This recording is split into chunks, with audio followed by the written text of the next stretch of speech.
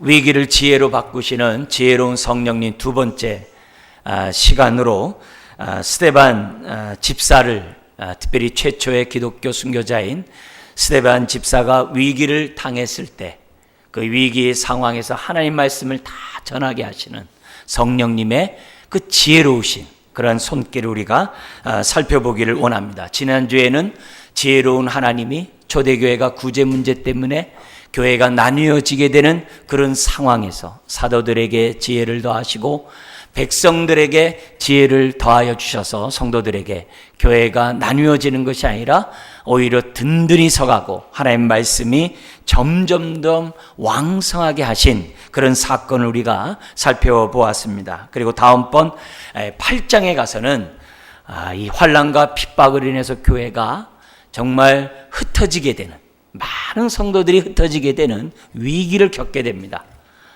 근데 그런 위기 속에서도 선교의 꽃을 피워가시는 지혜로운 그런 성령님의 모습에 대해서 8장에 살펴보도록 하겠습니다. 오늘은 스데반 집사를 중심으로 정말 위기를 만난 이 스데반을 성령님이 어떻게 사용하시는가, 스데반을 통해서 어떻게 하늘의 뜻을 드러내는가 우리가 살펴보면서 위기를 겪는 저와 여러분들이 그냥 무서워하고 두려워하고 초조하고 좌불안석되는 것이 아니라 지혜의 성령님, 우리와 함께 하시는 지혜의 성령님께 기도하고 기대하고 성령님의 인도를 받는 저와 여러분 되길 주의 이름으로 축원합니다. 우리가 살펴보고자 하는 스데반은 헬라파 유대 그리스도인이었습니다. 헬라파 유대 그리스도인이라는 얘기는 이스라엘 본토에서 태어난 것이 아니라 외국에서 태어나고 헬라 말을 모국어로 사용하는 사람들을 헬라파 유대 그리스도인이라고 말합니다. 그런데 이 헬라파 유대 그리스도인들이 그리스도였던 이 스데반이 언제 무슨 연으로 예루살렘에 온지 모르지만 성령을 받습니다. 그리고 구제 사역을 위하여 7 집사를 뽑을 때 뽑힙니다. 그 당시에 3,000명, 5,000명 수많은 사람들이 예수님을 믿고 있는 가운데서 뽑혔다는 사실은 이들이 남다른 하나님의 은혜 가운데 신앙생활하고 있음을 알 수가 있습니다. 오늘 본문 8절에서도 보면 이 스데반은 어떤 사람이었냐면 은혜와 권능이 충만하여 큰 기사와 표적을 행했다 그래요. 여러분, 보통 큰 기사와 표적은 예수님과 사도들이 행했던 성령님의 능력이었어요. 그런데 이런 기사와 이 표적을 구제 사역을 위해 뽑아놓은 집사였던 스데반이 사도들처럼 동일하게 성령님의 권능을 행했다는 거예요. 뿐만이 아닙니다. 7 집사 중에 빌립 집사라는 사람도 있었어요. 그 사람이 환난에 의해서 예루살렘에서 도망가게 될 수밖에 없어요. 피할 수밖에 없어요. 그런데 어디로 가느냐? 사마리아로 가요. 이스라엘의 유다의 그 북쪽에 사마리아 지역으로 가요. 거기 가서 복음의 능력을 전하면서 무슨 일을 행하느냐? 똑같이 큰 기사와 이적을 행했다는 거예요. 스데반 집사만 권능을 행한 것이 아니라 빌립 집사도 했다는 거예요. 이 말이 무슨 말이에요? 권능을 행하는 것은 어떤 특정한 사람의 전유물이 아니라는 거예요. 더구나 사도들에게 국한된 능력이 아니라는 거예요. 구제 사역으로 뽑혔던 집사들도 동일하게 큰 능력을 행했다는 사실은 오늘 저와 여러분들이 왜 정말 성령 충만해야 하는지를 다시 한번 도전을 주는 말씀이 아닐 수가 없어요. 뿐만이 아닙니다. 스데반 이 집사는 9절, 10절, 특별히 10절에 보면은 지혜와 성령이 충만했다 그랬어요. 그래서 다른 정말 이 자유민이었다는 것은 한때 종이었지만 자유인이 됐다는 거예요. 시민권이, 로마 시민권이 있는 사람은 아니에요. 이동의 자유가 있는 이 자유민. 이런 사람들, 구레네 알렉산드리아, 지금은 리비아, 이집트 지역이에요. 길리기아와 아시아는 지금 이제 터키 이런 지역입니다. 아시아는 지금 에베소 교회가 있는 오늘날 터키 서쪽에 있는 그런 그 지역을 아시아라고 그래요. 거기에 있던 유대인들이 이들도 언제인지 모르지만 예루살렘에 와서 회당 가운데서 신앙생활하고 있는 거예요. 근데 그 회당에 스데반 집사가 가서 아마 예전에 거기서 예배를 드렸겠죠? 가서 자기와 같은 헬라파 유대인들에게 하나님의 말씀을 전하는 거예요. 스데반이 하나님의 말씀을 전했던 내용은 우리는 사도행전 2장, 3장, 4장에 나오는 베드로 설교를 보면 알 수 있어요. 아마 그 회당에서 예수는 그리스도, 우리의 왕이시며 우리의 구세주라는 그런 하나님의 메시지를 전했을 것입니다. 그것뿐만이 아니라 성경에 있어서 매우 중요한 말씀 가운데 하나인 성전, 참된 성전이 뭐냐? 그리고 참된 율법 가운데 살아가는 삶이 뭐냐? 성전과 율법에 관한 논쟁을 많이 했던 것 같아요. 그렇지만 스데반 집사가 얼마나 지혜와 성령이 충만했는지 성전과 율법에 관한 논쟁을 하더라도 그들이 스데반을 이길 수 없다 그래요. 그러니까 스데반 집사는 바깥으로는 능력을 행하고 있고 안으로는 지혜가 충만해서 그 어떤 사람도 스데반을 이길 수 없는, 마치 이것은 예수님에게 서기관과 바리새인들이 끊임없이 예수님을 시험하기 위하여 질문하면서 논쟁했던 그런 상황을 연상케 해요. 그런데 집사님이 안으로 지혜로 뿐만이 아니라 밖으로 능력이 있었다는 거예요. 우리가 성령 충만을 정말 사모하는 이유는 안팎으로 이런 것들을 놓치지 않기 위함이에요. 능력적으로만 치우친 것도 아니고 그렇다고 내적인 지혜 쪽으로만 치우친 것이 아니에요. 성령이 내주함으로 우리가 성령의 열매를 맺어가요.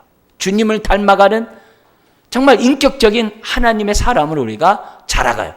그런데 주님을 닮는 모습으로만 닮아간 것이 아니라 스데반 집사는 밖으로 능력을 행하는 사람이었다는 거예요. 여러분, 성령을 받은 저와 여러분들은 이 두 가지 측면을 놓치면 안 돼요. 이 두 가지 측면은 사도들의 전유물도 아니에요. 지금 스데반과 빌립 집사도 동일했어요. 그렇다면 오늘 성령을 마음에 모시고 하나님을 아버지라 부르고 있고 예수를 주라고 부르고 있는 저와 여러분들은 우리들의 삶 속에서 이런 지혜와 이런 능력이 나타날 수 있도록 뭐 하자는 거예요? 성령 충만하도록 하나님 앞에 기도해야만 합니다. 이런 부분들이 도전이 되는 거예요. 더구나 스데반 집사가 재판을 받는 장면이 7장이에요. 그 변론하는 그 시간에 구약을 꿰뚫어요.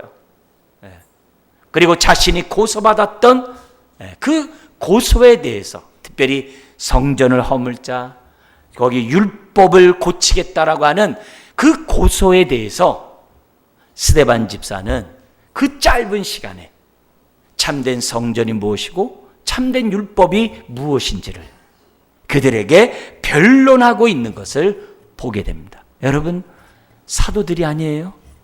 그는 예수님을 3년 동안 따라다닌 제자도 아니에요? 오순절 성령의 역사가 임하고 약 2년밖에 지나지 않은 그 기간 동안에 스데반 집사는 벌써 예수님의 가르침에 정말 헌신하고 있는 모습을 우리는 볼 수 있다는 거예요. 그렇기 때문에 이런 스데반 집사를 통해서 오늘 우리들의 모습을 봐야 돼요. 나는 어떤가? 내 안에 성령님이 계시고 있다라고 믿고 있는 나는 어떤가? 우리는 사도행전을 통하여 성령이 임할 때 우리는 부활의 증인이 될 수 있고 성령이 임할 때 우리 눈이 열어서 영광의 주를 보고 우리의 예배가 살아있는 예배를 드릴 뿐만이 아니라 굳은 마음이 제하고 부드러운 마음이 되고 우리를 통해서 솟아나는 샘물이 되어 하나님의 생명의 말씀을 다 전하는 인생이 된다 그랬어요. 성령이 임하면. 여러분, 오늘 우리들이 스데반 집사와 같은 이런 성령의 역사가 우리들에게 나타나지 않으면, 그런 가운데 오늘 우리가 이 자리에 모여서 예배를 드리면 이 예배를 하나님 받으시겠다. 성령이 임하는 가운데 우리가 예배를 드릴 때 정말 하나님도 우리와 함께 하시지. 성령의 역사도 없이 우리들이 이 자리에서 예배를 드린다면 이 예배는 형식적인 예배가 될 수밖에 없다는 거예요. 그런 의미에서 성령이 임하자 사도들에게만이 아니라 이처럼 집사들에게도 이런 능력이 또 이런 지혜가 임했다는 사실을 기억하고 정말 저와 여러분들은 정신 바짝 차리고 정말 하나님이 기뻐하는 교회를 만드는데 우리가 다시 한번 마음을 새롭게 해야 될 줄 믿습니다. 우리가 다음 주에는 22주년 우리가 창립주일이 되는데 정말 횟수만 늘어나는 교회가 아니라 성령님이 역사하는 교회, 또 그런 인생이 되도록 다시 한번 우리의 마음을 정말 되새겼으면 좋겠어요. 그래서 굳은 마음들은 제하고 부드러운 마음이 우리들이 생겨서 스데반 집사와 같이 성령의 인도함을 받는 그런 인생, 그런 교회 우리가 세워가야 될 줄 믿습니다. 자, 그러자 이 그들이 스데반 집사를 이기지 못하니까 11절부터 15절에 유대인들이 스데반을 사내들인 공회, 예수를 십자가에 못 박으라고 결정했던 마지막 그 법원에 스데반 집사를 고소합니다. 고소의 내용은 13절, 14절에 있는 것처럼 성정과 율법에 관한 거예요. 스데반 이 사람이 성전을 헐고 모세가 우리에게 준 규례를 고치겠다는 것을 우리가 들었습니다. 성정과 율법에 대한 그런 내용을 가지고 고소를 하는 그런 부분이에요. 여러분, 유대인에게 있어서 성정과 율법은 신성시합니다. 이걸 건든다는 것은 신성모독죄예요. 스데반 집사가 이것을 건드리면 자신이 죽을 수 있다는 것을 몰라서 전한 게 아니에요. 다 알면서도 전한 거예요. 예수님도 그것 때문에 죽으셨는데 그것을 다 알매도 불구하고 스데반 집사는 성령님이 그를 강권하니까, 지혜의 성령님이 그의 마음을 움직이니까 사람들에게 전하지 않을 수 없었고 지금 뭐예요? 사내들인 법정에 지금 서 있는 거예요. 여러분, 스데반을 죽이려고 혈안이 되어 있는 그런 상황에서 스데반의 반응은 어떻습니까? 15절 한번 읽어볼까요? 공회 중에 앉은 사람들이 다 스데반을 주목하여 보니 그 얼굴이 천사의 얼굴과 같더라. 기가 막힌 거죠. 아주 태어난 거죠. 히브리서 2장 14절에 18절에 보면은 시험 당하는 자를 능히 돕는다는 말씀이 있어요. 특별히 예수님이 왜 육신을 입고 이 땅에 오셔서 우리와 형제 삼기를 부끄러워하지 않았느냐? 죽기를 무서워하는 자를 놓아주려고. 이미 스데반 집사는 부활신앙으로 충만한 거예요. 죽음 앞에서도 지금 어떻게 돼요? 천사의 얼굴과 같이 아주 편안한 거예요. 아주 태어난 거예요. 그의 얼굴이 천사와 같대요. 심지어는 7장 제일 마지막 60절에 보면은 순교를 당하고 죽는 그 순간에 그가 기도한 내용을 보면 기가 막혀요. 마지막 그 기도 두 번째가 뭐냐면 이 죄를 그들에게 돌리지 마옵소서, 이 말을 하고 뭐 한다고 그래요? 죽느니라가 아니라 자니라. 얼마나 하나님의 품 속에서, 하나님의 은혜 속에서 눈을 감았으면 잔다고 말합니까? 그만큼 죽음 앞에서도 아주 이렇게 편안한, 왜? 죽음 위의 삶을 아니까. 여러분, 우리는 스데반 집사와 같이 이렇게 위기를 만나면 우리는 두려워할 수밖에 없는 게 우리들이에요. 좌불안석이고 정말 여러 가지 인간적으로 할 수 있는 방법들은 다 취하고 심지어는 원망도 해가면서 우리 위기 앞에서 쩔쩔매는 것이 우리들이에요. 그런데 스데반 집사는 자기가 죽을 수 있는 그 법정에서조차도 천사의 얼굴을 갖는 거예요. 위기 가운데 두려워하는 것이 아니라 오히려 어떻게 이렇게 평안하게 천사의 얼굴을 하냐 이게.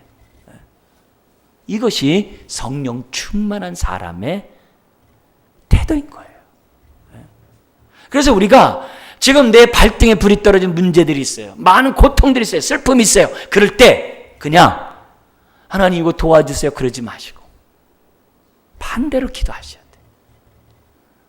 성령님이 나와 함께 하시고 지혜의 성령님이 내 삶을 인도해 줄 것인데 내가 성령 충만하지 않기 때문에 원망하고 탓하고 불안하고 두려워하는구나. 하나님 용서하시고 위기 앞에 정말 기회로 바꿔버리시는 이 성령님의 그 역사를 경험할 수 있도록 기도하는 저와 여러분들이 되어야 될 줄 믿습니다. 스데반 집사는 그 순간에도 천사의 얼굴을 같은 편안한 모습으로 가는 거. 왜요? 충만하니까. 모르니까 불안한 거죠. 모르니까 지혜가 발휘가 안 되는 거죠. 그러나 우리가 충만하면 스데반과 같이 위기 속에서도 당당하게 설 수 있는 저와 여러분들이 될 수 있는 거예요. 이런 모습 얼마나 정말 성령이 임하면 사도들이 아니에요. 집사였던 스데반의 모습에서 우리가 볼 수 있는 거예요. 그러자 7장 1절에 대제사장이 묻습니다. 이것이 사실이냐? 그러자 2절부터 변론이 시작됩니다. 먼저 첫 번째는 성전에 관한 변론이 2절부터 시작되다가 율법에 관한 변론이 53절부터 시작됩니다. 근데 53절 말 한마디 하고 더 이상 변론을 못하고 죽습니다. 먼저 우리가 이 변론을 통해서 참된 성전이 무엇인지 이 시간 분명히 깨닫고 정말 이 참된 성전의 신앙생활하는 성전으로서 신앙생활하는 저와 여러분들이 되었으면 좋겠어요. 우리 교회 역시 정말 하나님의 임재가 있고 정말 하나님이 함께하는 정말 그런 성전, 그런 교회가 될 수 있도록 오늘 말씀을 들으면서 우리가 깨닫는 이 시간이 되었으면 좋겠습니다. 여기 보면은 이 성전에 관한 우리가 지금 많은 내용이라서 다 읽지 못했습니다만 핵심만 여러분들에게 좀 짚고 넘어가려고 합니다. 이 성전에 대한 이 스데반의 이 변론은 예수님의 가르침과 같습니다. 예수님의 가르침과 이 같은데 우리 예수님의 성전에 관한 이런 말씀은 사복음서에 여러 번 나옵니다. 그 가운데 가장 정말 우리가 이 시간 주목해야 될 말씀이 어디 있냐면은 요한복음 2장에 있어요. 요한복음에 보면은 예수님이 하나님의 아들 메시아라는 것을 증명하기 위해서, 설명하기 위해서 요한복음이 쓰여집니다. 그래서 전반부에 7개의 표적이 나와요. 능력을 행했는데 다른 마태, 마가, 누가, 공관복음에서는 이적이라고 그래요. 근데 요한복음은 표적이라고 그래요. 왜 이적이란 말을 쓰지 않고 표적이라 썼냐면은 그런 이적을 통해 예수님이 하나님의 아들 그리스도라는 것을 나타낸다라고 해서 표적이라고 그러는 거예요. 그래서 요한복음에는 7개 표적이 있는데 그 요한복음 2장에 2개 표적이 나와요. 하나는 물이 변하여 포도주가 됐다. 율법이 정말 복음 시대를 통해 율법 시대는 이제는 끝나고 율법 시대는 끝나고 복음의 시대가 새롭게 시작되었다. 그리고 율법 그 모든 것은 다 복음 안에서 완성되었다. 그걸 보여준 게 첫 번째 표적이에요. 그리고 나서 두 번째 표적이 뭐냐면은 성전에 관한 표적이에요. 예수님이 성전에 들어가서 성전을 뒤엎어버렸어요. 장사하는 사람들을 다 뒤엎어버렸어요. 하나님이 기도하는 이 성전을 강도의 구렬로 바꿔버렸다. 다 뒤엎어버렸어요. 그러자 유대인들이 이런 행위가 무슨 행위인지 알거든요. 당신이 하나님의 아들 메시아라고 한다면 표적을 보여주라. 그렇게 예수님에게 묻습니다. 그러자 예수님이 그 표적에 대해서 보여주면서 뭐라고 얘기하냐면 너희가 그랬어요. 예수님 내가가 아니에요. 너희가 이 성전을 헐라. 내가 사흘 동안에 세우리라. 이렇게 얘기한 거예요. 그러니까 사람이 지금 46년 동안 이 성전을 지금 짓고 있는데 이 성전을 갖다 3일 만에 세운다고? 그렇게 얘기를 합니다. 그러니까 그 말씀에 대해서 성경에는 그 예수님과 대화가 그것이 끝이에요. 근데 요한복음에는 예수님이 하신 그 말씀에 대한 설명이 나와요. 제가 읽어드릴게요. 여기 보면은 네가 3일 동안 일으키겠다고? 그러나 예수는 성전된 자기 육체를 가리켜 말씀하신 것이다. 자신이 성전이라는 거예요. 그래서 예수님은 성전 안에서 이루어지는 죄사함을 성전 바깥에서 행하셨어요. 성전 안에서 이루어지는 문둥 환병 환자를 깨끗게 되었다는 선언을 성전 바깥에서 하셨어요. 예수님이 성전으로서의 기능을 다 하신 거예요. 심지어는 자신이 십자가에서 제물이 되셨어요. 성전 안에서 이루어지는 그것이 성전 바깥에서 이루어졌어요. 왜요? 예수님이 성전이거든요. 예수님이 성전이거든요. 그러니까 너희가 이 성전을 하라. 너희가 나를 죽여라. 내가 3일 만에 부활하겠다는 거예요. 그것을 제자들은 처음에 들을 때 깨닫지 못했어요. 근데 성령이 임하자 지혜 성령님이 이 말씀을 깨닫게 하시고 요한복음을 쓸 때 뭐예요? 거기에 대한 설명을 한 거예요. 놀라운 얘기죠. 예? 여러분 지금 스데반 집사는 성전의 참된 의미를 지금 알고 있는 거예요. 눈에 보이는 그 예루살렘 성전의 성전이 아니라 예수님이 성전이라는 것을 스데반 집사는 알고 있는 거예요. 그래서 그의 변론을 보면은 바로 이 얘기를 지금 2절서부터 쭉 하는 거예요. 그 가운데 핵심적인 얘기는 48절에 있습니다. 48절, 변론의 핵심이 48절에 있는데요. 한번 읽어볼까요? 7장 48절입니다. 그러나 지극히 높으신 이는 손으로 지은 곳에 계시지 아니하시나니 선지자가 말한 바. 지금 성전에 대한 변론을 쭉 하면서 뭐냐면 하나님은 사람이 손으로 지은 곳에 계시지 않는다는 거예요. 예루살렘 성전에 계시지 않는다는 거예요. 사실 예루살렘 성전이 완공됐을 때 물론 이제 솔로몬 성전을 우리가 생각할 때 하나님이 함께 하셨거든요. 그런데 예수님 당시에 그 성전은 강도의 구렬이 돼버렸다 이게. 그래서 스데반 집사가 볼 때는 옛날에 바벨론 포로로 끌려갈 때 그 솔로몬 성전이 우상으로 가득 차가지고 하나님의 영광이 떠난 그 사건이 있었어요. 그래서 스데반 집사 입장에서 볼 때는 이 성전에 하나님의 영광이 떠났다는 거예요. 그러니까 유대인들이 얼마나 화가 나겠어요. 네? 얼마나 화가 나겠어요. 자기네들이 이 성전을 하나님이 계신 것으로 알고 있는데 하나님이 계시지 않는다고 딱 얘기를 하니. 그러면서 아모스 선지자의 예언을 49절 50절에 인용합니다. 우리 한 번 더 읽어볼까요? 주께서 이르시되 하늘은 나의 보좌요 땅은 나의 발등상이니 너희가 나를 위하여 무슨 집을 짓겠으며 나의 안식할 처소가 어디냐 이 모든 것이 다 내 손으로 지은 것이 아니냐 함과 같으니라 하면서 하나님 뭐예요? 사람이 지은 성전에 계시지 않고 성전 바깥에 계시다는 거예요. 우주 만물에 계시다는 거예요. 무소부재하시다는 거예요. 안에 계신 곳이 없다라고 말씀하고 있는 거예요. 이게 뭐냐면 스데반 집사의 성전에 대한 핵심적인 변론인 거예요. 그러면서 스데반 집사는 하나님은 이 예루살렘 성전에 계신 것이 아니라 밖에 계시다는 것을 역사적으로 증명을 해요. 그게 2절부터 나옵니다. 지금 다 읽지 않고요. 눈으로 한번 좀 보시면요. 지금 2절에서 8절까지 핵심 인물이 아브라함이에요. 하나님이 아브라함을 부르셨어요. 자, 근데 어디서 불렀어요? 성전 안에서 부르지 않았어요. 그것도 이스라엘 땅에서 가나안 땅에서 부르지도 않으셨어요. 어디서 부르셨어요?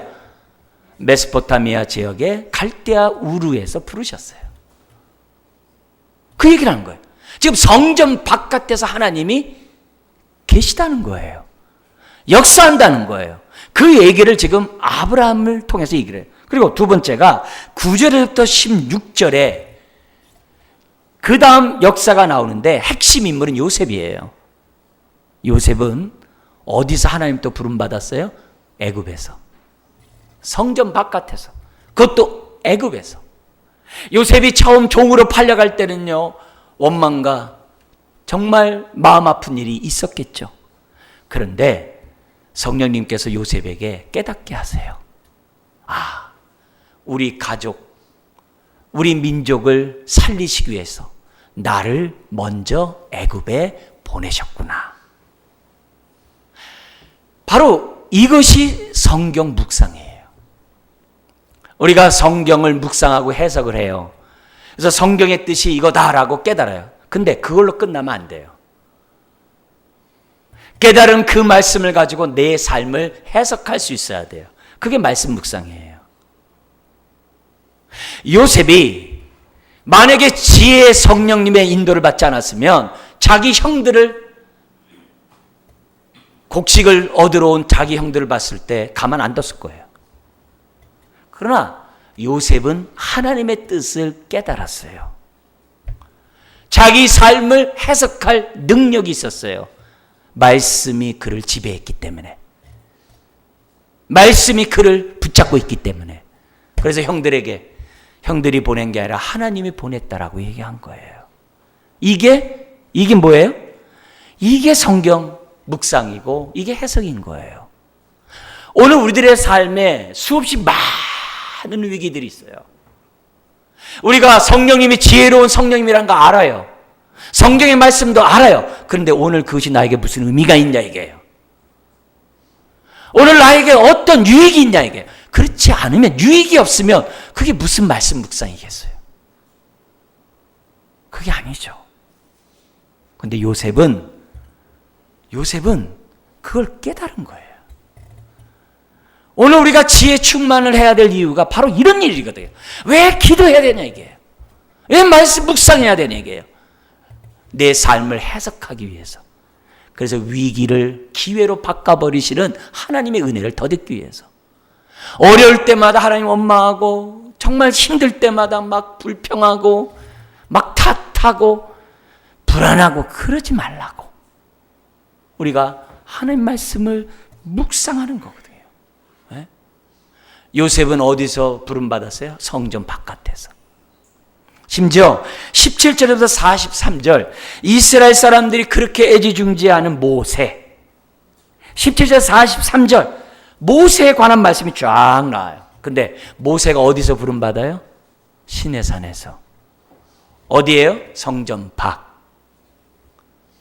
지금 이스라엘 사람들이 가장 존중한다고 하는 그런 사람들조차 지금 다 뭐예요? 성전 바깥에서. 이 말은 무슨 말이에요? 하나님은 무소부지하시다. 어디 있든지 충만하다는 것을 우리들에게 가르쳐줘요. 이 자리도 계시고 여러분의 삶 속에도 계시고 여러분의 위기 가운데서도 계시다는 거예요. 그리고 보다 더 이제 좁게 들어갑니다. 그게 44절부터 47절이에요. 지금 사람이 솟는 성전이 있는데 이 성전은 구약에도 있었다는 거예요. 이 성전이 있기 전에 뭐가 있었냐면 성막이 있는데 44절 같이 한번 읽어볼까요? 광야에서 우리 조상들에게 증거의 장막이 있었으니 이것은 모세에게 말씀하신 이가 명하사 그가 본 그 양식대로 만들게 하신 것이라. 여기 증거의 장막이 성막이거든요. 그리고 그 성막이 45절에 여호수아가 가나안 땅에 가지고 왔어요. 그리고 46절 다윗 시대까지 있었어요. 그리고 이 성막이 뭘로 완성이 돼요? 47절 솔로몬에 의해서 완성이 돼요. 그래서 솔로몬이 그를 위하여 집을 지었느니라. 성전을 세웠다는, 이 말이 무슨 말이에요? 사람이 지은 지금 있는 성전은 손으로 만든 것에 불과하다. 네.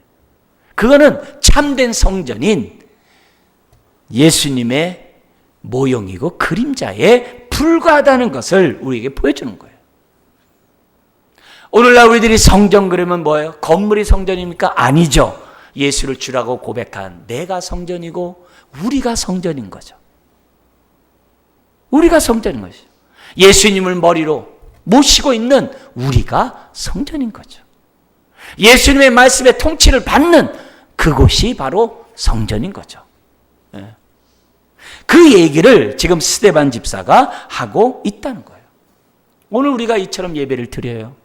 예배를 드리는데 우리가 예수님을 주되심으로 모시지 않고 성령님이 지금 말씀을 통해 역사하는데 그 말씀에 귀 기울이지 않고 그 말씀대로 살아가지 않는다면, 그러면서 이처럼 예배를 드리고 우리가 하루하루 살아간다면 우리가 무슨 성전이에요? 성전이 아니죠. 우리가 말씀에 순종할 때, 성령의 인도를 받을 때 이곳이 성전이 되는 거고 우리의 삶이 성전이 되는 거죠. 우리 하나님은 어디에서나 함께 계시고 어디에서나 우리와 우리의 예배를 받으시는, 그래서 다윗 같은 경우는 아들에게 쫓겨가지고, 압살롬에 쫓겨가지고서 그 야밤에 찬이슬 맞으면서 하나님께 기도를 해요. 기도를 하는데 그 기도하는 그 다윗에게 하나님 만나 주셨어요. 그래서 다윗이 고백을 합니다. 하나님이 이 사막, 정말 이 광야를 성소로 바꿔버리심에 대해 찬양을 해요. 그게 신앙인 거예요. 그게 신앙인 거예요. 내가 지금 위기를 당하고 고통을 당하고 어려움을 만나는 그 자리가 하나님을 만날 수 있는 기회이고 하나님을 만날 수 있는 성소가 되는 것이 하나님의 뜻인 거예요. 스데반은 법정을 하나님의 임재를 경험하는 성소로 바꿔버린 거예요. 하나님을 만나는 장소로 바꿔버린 거예요. 우리가 왜 성령 충만해야 되는 거예요?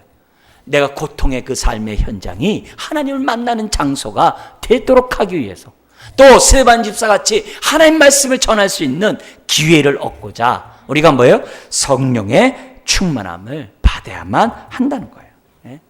이런 변론 앞에 사람들이 지금 어떻게 마음이 기분 나쁘죠? 그죠? 자, 그러면서 아닌가 다를까 이런 여길로 딱 끝나면 참 좋겠는데 51절 52절 스데반이 직격탄을 날립니다. 같이 한번 읽겠습니다. 목이 곧고 마음과 귀의 할례를 받지 못한 사람들아, 너희도 너희 조상과 같이 항상 성령을 거스리는도다. 너희 조상들이 선지자들 중에 누구를 박해하지 아니하였느냐? 의인이 오시리라 예고한 자들을 그들이 죽였고 이제 너희는 그 의인을 잡아준 자요 살인한 자가 되나니. 와, 무섭게 날려요. 너희들은 할례 받지 않았다는 거예요. 지금 이스라엘 사람들이 다 할례 받잖아요. 근데 할례 참된 의미를 얘기하는 거예요. 마음의 할례를 받지 않는 건 의미가 없다 이 말이에요. 그뿐만이 아닙니다. 너희는 조상과 같이 항상 성령을 거스르네. 여러분, 성령 해방하면 용서해야 할 게 없어요. 용서 받을 수가 없어요. 예? 이게 재판받는 사람의 태도입니까 지금? 누가 누구를 감히 책망합니까? 에? 그러면서 52절에 너희 조상들이 선지자 죽인 것처럼 너희가 예수를 죽였고 이제는 무고한 나까지 죽이려 하는도다. 그러면서 53절 율법에 대해서 말하려고 하는 거예요. 너희는 천사가 전한 율법을 받고도 지키지 아니하니라. 율법에 대해서 말을 하려는데 54절에 이 말을 듣고 마음에 찔려 그를 향하여 이를 갈거늘. 마음에 찔리면 회개해야죠. 이를 가는 거예요. 막. 이를 가니까 그 모습에서 스데반 집사가 더 이상 율법에 관한 말씀을 이어가지 못해요. 그러나 핵심적인 얘기가 53절에 있어요. 여러분, 율법을 왜 줬어요? 지키라고. 하나님이 왜 우리에게 성경책을 줬어요? 지키라고. 왜 우리가 하나님 말씀을 들어요? 지키라고. 다른 거 없어요. 지키는 것이요, 능력이에요. 지키는 것은요, 굳은 마음을 제하고 부드러운 마음 갖지 않으면 안 돼요. 성령님의 역사가 없이는 안 돼요. 나의 옛사람을 못 박지 않으면, 십자에 못 박지 않으면 못 해요. 안다고 사는 게 아니에요. 성령의 능력으로 나를 죽여야 순종하는 거예요. 말씀은 지키라고 준 거예요. 그게 핵심이에요. 그게 핵심이에요. 그래서 우리가 그 당시 유대인들은 성전도 있고 율법이 있어도 다 뭐예요? 회칠한 무덤이고 외식하는 자예요. 왜요? 그 마음이 할례 받지 않고 성령의 인도를 받지 않으니까. 이런 모습 속에서 그들은 뭐예요? 회개를 해야 되는데 이를 갈아요. 근데 그 상황에서 55절 56절 스데반이 성령 충만하여 55절 하늘을 우러러 주목하여 하나님의 영광과 및 예수께서 하나님 우편에 서 계신 것을 보고 말하되 보라 하늘이 열리고 인자가 하나님 우편에 서신 것을 보노라 한데, 가만히 있으면 좋을 텐데 자기가 본 것을 또 말하네요. 말하니까 57절 그들이 소리를 지르면서 귀를 막고 그를 끌어다가 성전 바깥에 가서 돌로 쳐 죽이는 거예요. 죽는 그 순간에도 59절 60절에 두 개의 기도를 합니다. 뭐라고 그래요? 59절에는 주 예수여 내 영혼을 받으시옵소서. 두 번째는 뭐예요? 무릎을 꿇고 크게 불러 이르되 주여 이 죄를 그들에게 돌리지 마옵소서. 여러분, 이 마지막 순교를 당하는 스데반에서 우리는 두 가지 교훈을 기본적으로 알고 있어야 돼요. 첫 번째는 뭐냐면 순교를 당할 때 하나님이 홀로 죽도록 내버려두지 않는다는 거예요. 위기를 당하고 고통을 당하는 성도들을 하나님이 홀로 두지 않는다는 진리예요. 베드로전서 4장 4절에도 얘기합니다. 4장 14절에도 얘기합니다. 고통을 당하는 성도들에게 주의 영이 항상 함께 하신다 그랬어요. 여러분, 우리가 복음과 함께 사는 것이 왜 중요하냐? 늘 함께하는 길이기 때문에 그래요. 하나님은 여러분을 결코 홀로 두지 않으세요. 내가 충만하지 못해서 해석할 능력이 없는 거지. 네. 마지막 임종할 때 죽기를 두려워서 혼자 죽는 게 무서워하는 성도들이 있죠. 제가 뭐라 그래요? 두려워하지 말라고 그래요. 왜요? 마지막 임종할 때요, 영안이 열려서 영광의 주를 보고 죽을 거예요. 믿으세요. 네? 편안하게 죽을 거예요. 네? 두 번째가 이 본문에서 우리가 배워야 될 것이 뭐냐면 성령 충만한 사람들은 이 죄를 그들에게 돌리지 않는다는 거예요. 이건 예수님이 십자가상에서 저들의 죄를 용서해달라고 하는 기도와 같은 거예요. 여러분, 성령 충만한 사람은 저주를 퍼붓고 싶은 그런 상황에서도, 속상하고 화를 내고 싶은 그 상황에서도 저주를 퍼붓지 않고 용서한다는 거예요. 그래서 스데반이 죽을 때 편안히 잠자는 거예요. 우리 이런 말 하죠. 내 눈에 흙이 들어갈 때까지 용서 안 한다고. 여러분, 그렇게 죽으면요 찌푸리고 죽어요. 편안한 가운데 우리가 임종해야죠. 여러분, 성령이 있는 곳에서는 언제나 용서함이 있어요. 그래서 우리가 용서가 되지 않으면 기도하셔야 돼요. 성령님, 나와 함께 해주세요. 기도하셔야 돼요. 네? 우리가 지금 벌써 22주년이 됐네요. 성령으로 교회가 시작됐는데 육체로 마치면 안 돼요. 점점 더 하나님의 사랑을 알아가는 가운데 저나 여러분이나 우리 교회가 성령 충만한 교회가 돼야 돼. 스데반 집사같이 지혜가 충만하고 권능을 나타내고 위기 상황에서도 성령님의 인도 속에 지혜롭게 정말 주님을 드러내는 그런 사람이 돼야 돼요. 힘들고 어려울 때마다 입을 닫아버리고 내가 저주해버리고 원망해버리고 내가 우겨 쌓이면 성령님은 어디 계시겠어요? 오히려 그 시간이 위기를 기회로 바꾸시는 그 성령님의 능력을 터듬는 저와 여러분들, 몸된 교회도 성령의 교회가 되는 22주년을 맞이하는 교회가 되도록 우리 다시 한번 기도하고 마음을 새롭게 하시기를 주의 이름으로 축원합니다. 기도하겠습니다.